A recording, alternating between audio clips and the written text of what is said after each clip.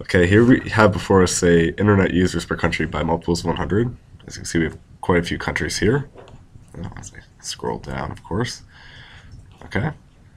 And what we're going to do is we're going to format this data to appear more presentable and put it in a printer-friendly format so we can print it out and bring it into our professor as an assignment. So how we're going to do this is we're going to place headers and footers on each page. We're going to, well, I'll show you how to select and unselect banded rows, choose different styles from drop-down menu, change themes, and we're going to drag formulas and do some conditional formatting. So why don't we get started? We're going to start by finding the average number of users per country for the past 5 years. So to do this, we're going to type average in the cell next to 2010, and we're going to use a formula called average, and we're going to select all of our data points, and now we have an average. We're going to drag this down through our entire data set all the way down to Zimbabwe, and here we go. Now we're going to format the numbers because we don't need to have this many, or the percentage value is correct. So what we're going to do is we're going to highlight all of our numbers and put it down to 2 decimal places. And then now that we have this, we're going to take and format it so it's a table. And this will help because it's much easier to play with larger data sets with the table. Oops. Try that again.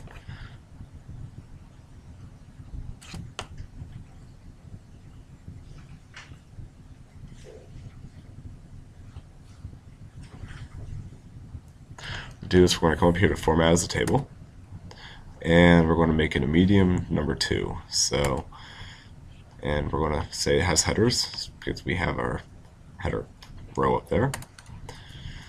And then, as you see, this will allow us to be able to filter out certain columns by number and sort large, small, sort by colors, and etc. So now what we can do is we can clean out the divide by 0 errors that we received. So we'll unselect all of our data points, select divide by 0, hit OK, and using the control key, we're going to select each of these individually.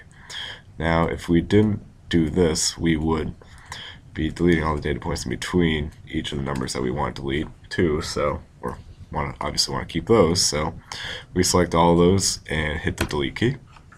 We'll delete all those, and then we go back and select all of our values again. So we have everything. As you see, it deleted all the ones with that error message in it.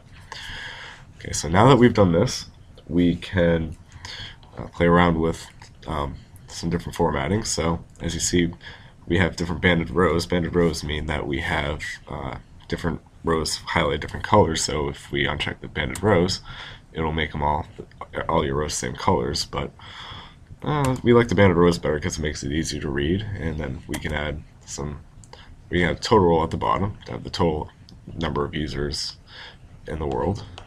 And we can make the last column darker so that adds more significance to it. And now what we can do is add some conditional formatting to the averages. So let's say we want to know what the top 10% of the internet users in the world are. So if we go to conditional formatting, go to top and bottom rules, and go top 10%, we can set a certain rule to top 10%. As you can see, it is set at 10% right now with the light red fill with dark red text. So if you come over here, you can see that the top 10% values are formatted differently. We can choose a different format from the drop-down list, but red sort of goes in a good contrast with the blue, so we'll keep that one. And now that we have that, we can scroll down to see that all those conditions are formatted. And now that we have this, we can go ahead and create our headers and footers. So to do this, we will go to File, Print, and then Page Setup. Now here we can change some different orientation. So if we look at our preview over to the right, we can see that it's in portrait. We're probably going to want to put it in landscape because it cuts off our table at the end. And we're going to make it fit to 1 page wide, and we don't know how many pages tall it's going to be, so we'll take that out. If we leave it in as 1 page tall, it'll make all the data so tiny you probably won't be able to read it. So We'll move on to margins, and we'll have it so it centers horizontally, so it'll center between the two horizontals, or the two sides of the page, I should say.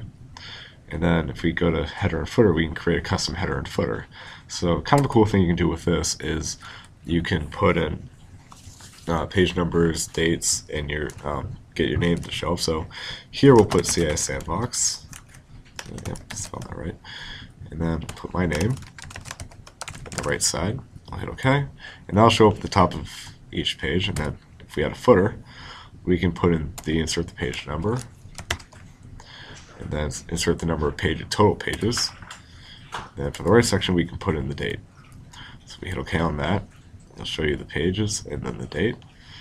And for the sheet, I'll get back to that in a moment when we go back to sheet. So now if we look at the preview, we can see that we have our headers and our footers on each page. And then it includes our table. And then if we scroll over, we can see that has the rest of our data. So now if I go back to our worksheet, we can access page setup differently by going to page layout and page setup. See, it just opens up the same menu I was just at. And we want this row to here to repeat at the top of every page. So we will repeat row 1, and by putting the $, we set the reference to reference that row every time. And we say OK. So now if we go back to the print preview, every time we click through a new page, oops, did that not save? I should have saved. Interesting. As you can see, this is not exact science. I had to repeat that one. We want to repeat row 2. As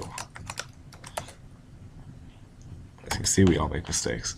So now if we go back to print preview, it should repeat the country name, the country code every time. So, and I don't really like this internet users per country by multiples of 100 only showing up on the first page. So now if we go back to the page setup here again and put it up in the header, we can put it in the center section. We go internet users per country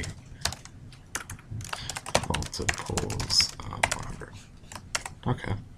Say OK, come here, go back to our sheet. We delete this top row because it'll show up on every page. And go back to print preview, and it should show up on every page.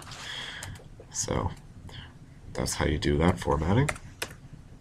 And then now we have 2005 through 2010, but say we only wanted the averages for the past 5 years. We can go ahead and hide the columns in between without deleting the data by selecting the column headers on the page, right-clicking, and then saying hide on the menu. So now if we go back to File and Print Preview, you can see that it will only show the country name, the country code, and the average. So that's how you do that. And then say we don't like this theme, we can go to Page Layouts, change different fonts. So let's find a nicer theme. We can go to Century Gothic and it'll change the font type. We can change the colors, so we can make it red, black, any really number of colors that we want. It's in Concourse right now.